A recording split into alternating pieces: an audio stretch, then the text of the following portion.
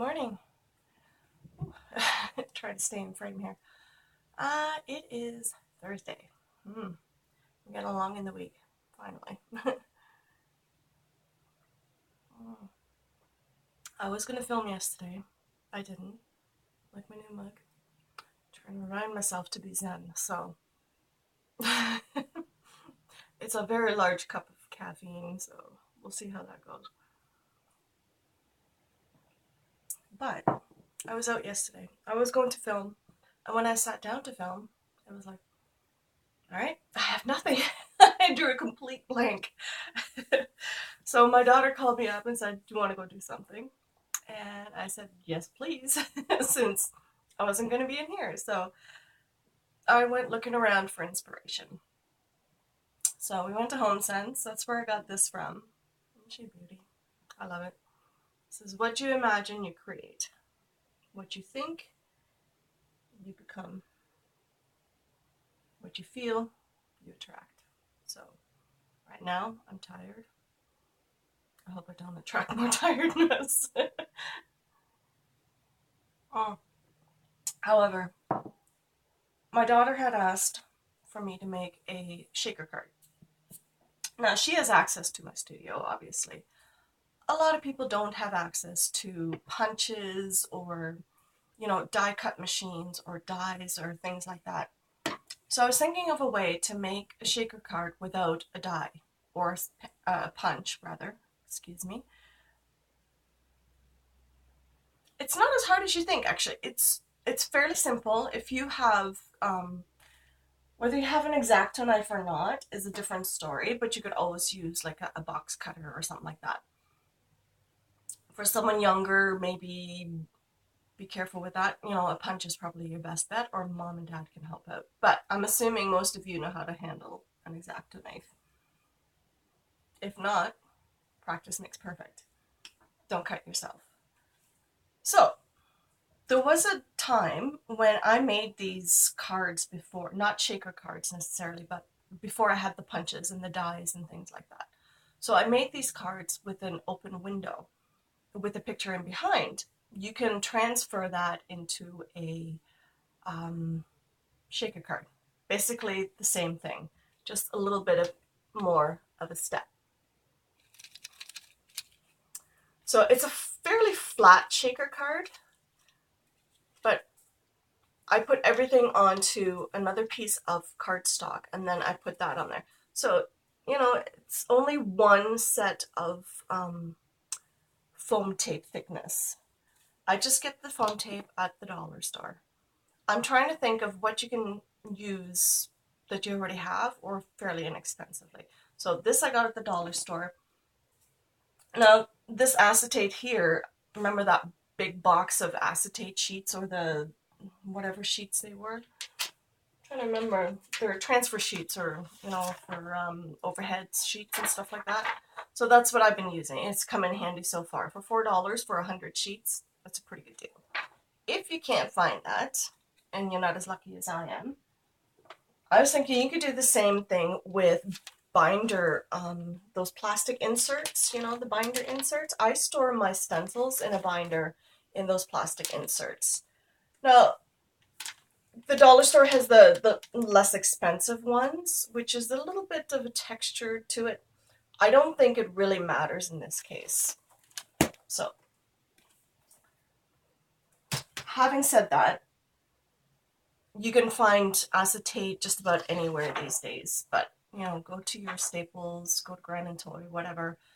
Michael's will probably have acetate also. You can recycle packaging. Just about any stiffer plastic will probably do. I don't know if a Ziploc like kind of plastic would work. Probably a bit too flimsy in this case, but give it a shot. You never know, right? Okay. So all I have done is I had already a shape, but if you have just a rectangular piece of paper, you can trace it onto any sheet. I'm trying to think of how to make this as easy as possible. So let's say this is my cardstock. I want to put it onto an A1 card. I'm going to make it a bit smaller than this. I don't know. I usually eyeball it. I don't really measure all that much. I just want it to look more or less even, you know, have a nice border all the way around. So when you go to put it on the card, you have that little bit of border. This is probably not the best color to be using, but you get the idea. So this is the piece we're going to be working with, and the card will keep separate for now, because this is the part that's basically going to house the shaker. So on the back side of it, what we're going to do is we're going to center our little square on there. I'm going to scoot you down a bit. Hopefully I don't turn this off. Okay. See there? Okay. Sorry, it's a bit shaky. It'll stop in a minute. So all I do is trace it with a pencil. You want to make sure you're sort of centered, right? And if you want to have a sentiment on the front of the card, you can so do that before you attach it to anything. So this is the back of the card. All we're going to do is we're going to take our X-Acto knife and we're going to go from corner to corner. And make sure you press hard enough onto a self-healing mat or, you know, cutting mat. Now, the reason why I'm doing this on the back is because I don't want to see the pencil line later. Now, you obviously can make this into a nice little picture frame. You can decorate the outside. You can put vines around it, whatever you feel like. But that's going to be the back of my card. And that is going to hold like that. So you basically have an X. And that's the front. Probably should have done this on a darker card. I'm sorry about that, guys. Okay, so all I'm doing at this point is I'm going to take my ruler. Where are you? And I'm going to fold it on the good side back. So you want to make sure you line up your corner, like your edge where you cut, so you don't rip whatever line you have. But basically all you're going to end up doing is making an opening for your shaker window. Now, a lot of people want to make, you know, all these nice embellished cards and whatnot else, but then you get into the trickiness of shipping it or mailing it. It's fine if you want to go to town and just, you know, make a nice big full-on kind of card that you can just give by hand with the gift kind of thing. But that's basically what you have. And we can trim this later and, you know, we can do whatever we want with that. Here I just tore some of it off and I curled the edges over. I kind of like that look. It gives it a little bit of interest. You can leave it like this. You can put grommets in there. You can put brads in there if you wanted to. You can put flowers in it. You can tape it down. You can glue it down. You can trim it all the way. You could just do a square. It is entirely up to you. You can use your imagination and use whatever you like. But all you're going to do at this point is you are going to cut basically almost, well, you want it bigger than the size of your window, obviously. I just eyeball it. You can trim it, but this is actually pretty good.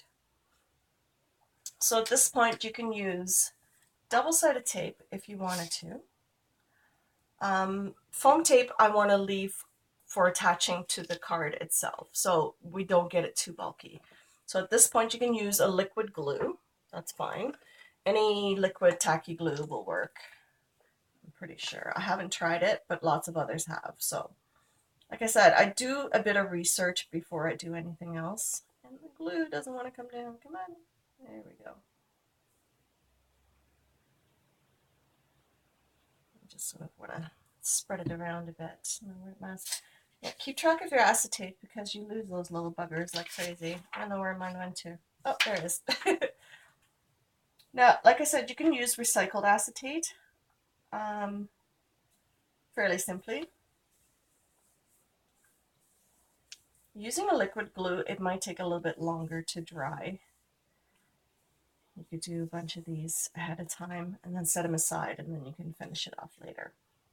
In this case, I'm going to make something in the center. So in here, I just have some colored paper. It's quite pretty. I'm going to cut it to size, a little bit smaller.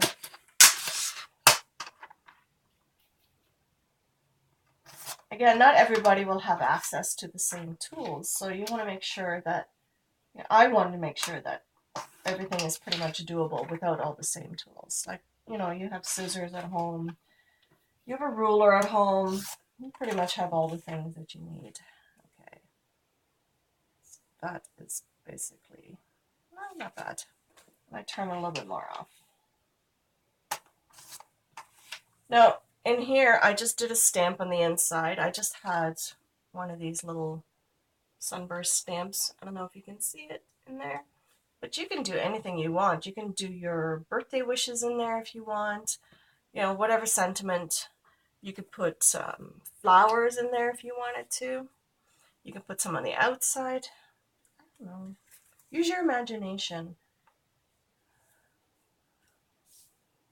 But the idea is to lay that over top of there eventually. Not yet, but eventually. That's the idea. So basically what I've done is created a window with acetate and then our back piece.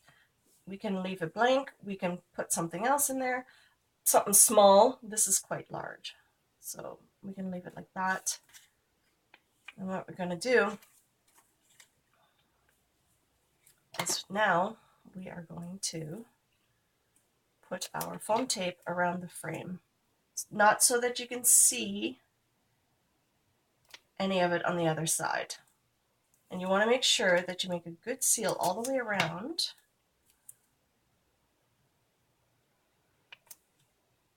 So that you don't lose your sequins. And here I'm going to put 2 because then it'll stick nicely to our card. And make sure that you sort of butt it up against there. Don't lose any of your sequins. And if it's a bit too long, you can sort of leave it as it is, and then we can just sort of push it down later. Now, I had thought about doing this. Oops. No, I don't want to see it. Here we go. I'm doing it the other way, but I wanted to keep it as flat as possible. So that's basically what we're doing.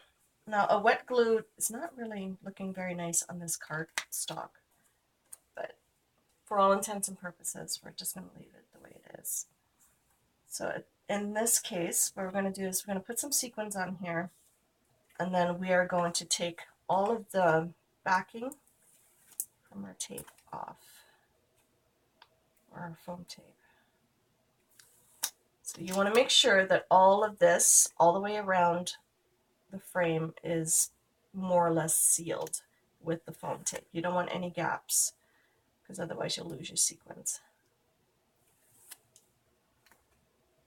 You want to make sure they stay in there. So we're going to set that aside for a second. And we're going to put our sequins on here. Now, in a lot of cards, you do it the other way around, but I wanted to make sure. Now, if you didn't do a sentiment, you can totally put all your sequins in there, which we might just actually do. It might be easier to, because I don't have a sentiment on there, so I'm not going to worry about it. So I just, added a few little things. You can add glitter to this if you want to. You can punch out some colored paper, whichever you feel like doing. So now in this case, we are going to line it up like this. And it's okay if it's a little bit over. You just want to make a good seal.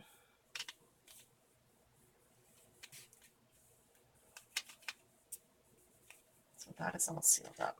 And then here, you have your shaker. See?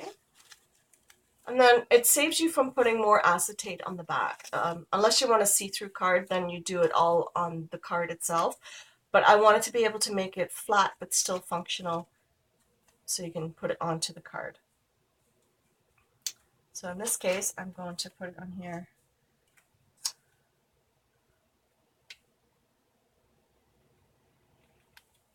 And you can coordinate your papers. There's enough of that foam sticking out from the other paper that you can have it that way. So usually what I do is I will tear some of this, yeah, and then I will roll it.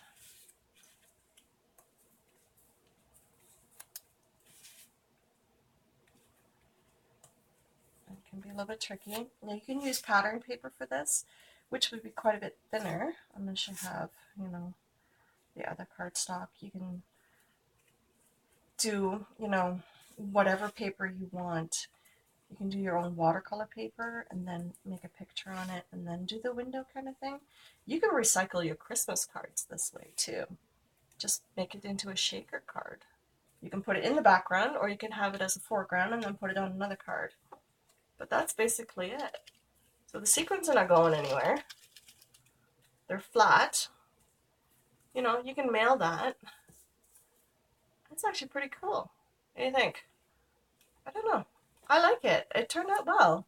And you don't have to worry about punches. Again, you know, the wet glue, you could just use like runner tape. I don't know how strong it will be, but because you're going to be putting the other piece of paper on there, I think it'll be fine if you just use non-liquid glue. If you just use like the tape runner, the glue tape runner, you could probably get away with it.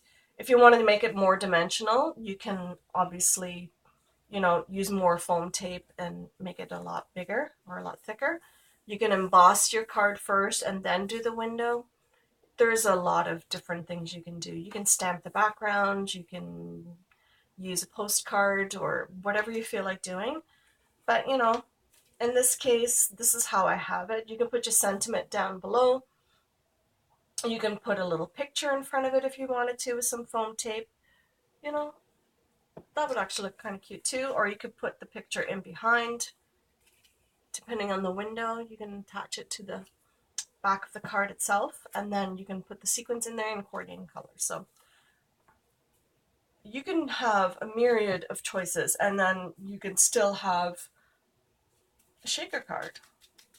You know, use the binder paper holders, the plastic ones, the sheet protectors they're called, or use packaging, whatever you feel like using. But those are just nice and flat.